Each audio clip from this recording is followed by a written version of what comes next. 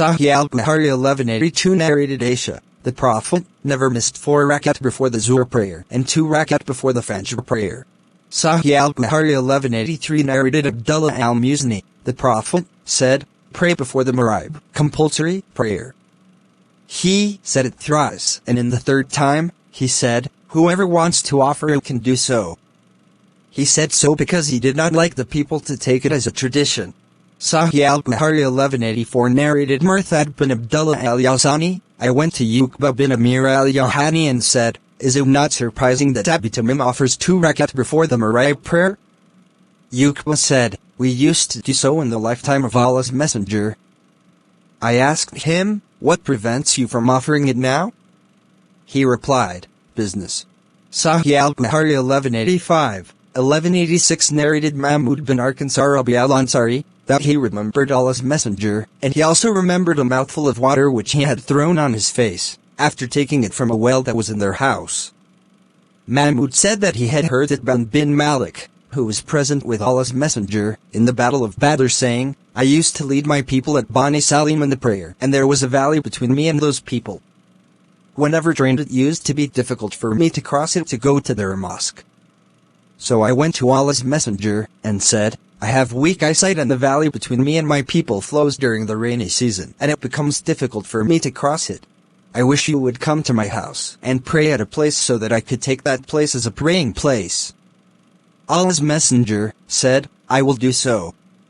So Allah's Messenger and Abu Bakr came to my house in the next morning after the sun had risen high.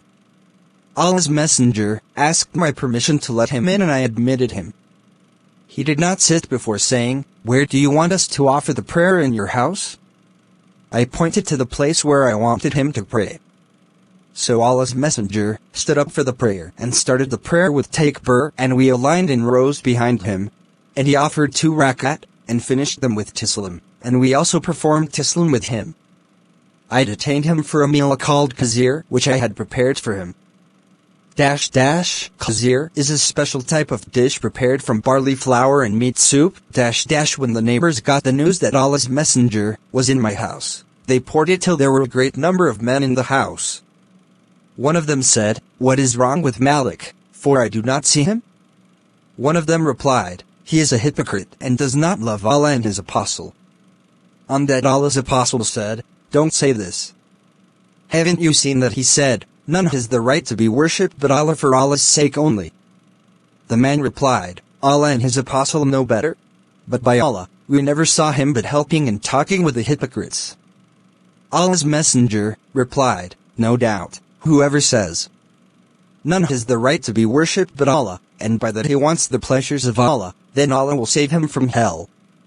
Mahmud added, I told the above narration to some people, one of whom was Abu Ayyub, the companion of Allah's Messenger, in the battle in which he, Abu Ayyub, died and Yazid bin Muawiyah was their leader in Roman territory. Abu Ayyub denounced the narration and said, I doubt that Allah's Messenger ever said what you have said. I felt that too much, and I vowed to Allah that if I remained alive in that holy battle, I would go to Medina and ask Itban bin Malik if he was still living in the mosque of his people. So when he returned, I assumed a ram for hire Umrah, and then I proceeded until I reached Medina. I went to Bani Salim, and Itban bin Malik, who was by then an old blind man, was leading his people in the prayer. When he finished the prayer, I greeted him and introduced myself to him and then asked him about that narration. He told that narration again in the same manner as he had narrated it the first time. Sahih al-Bukhari 1187 narrated Ibn Umar, Allah's Messenger said, offer some of your prayers in your houses and do not make them graves. Sahih al-Bukhari 1188 narrated Quza, I heard Abu said saying 4 words. He said, I heard the Prophet saying the following narrative. He had participated in 12 holy battles with the Prophet. Sahih al-Bukhari 1189 narrated Abu Hurairah, the Prophet said, do not set out on a journey except for 3 mosques, that is al-Masjid al-Haram, the Mosque of Allah's Messenger, and the Mosque of Al-Aqsa, Mosque of Jerusalem. Sahih al-Bukhari 1190 narrated Abu Hurairah, Allah's Messenger said, 1 prayer in my mosque is better than 1,000 prayers in any other mosque excepting al-Masjid al-Haram.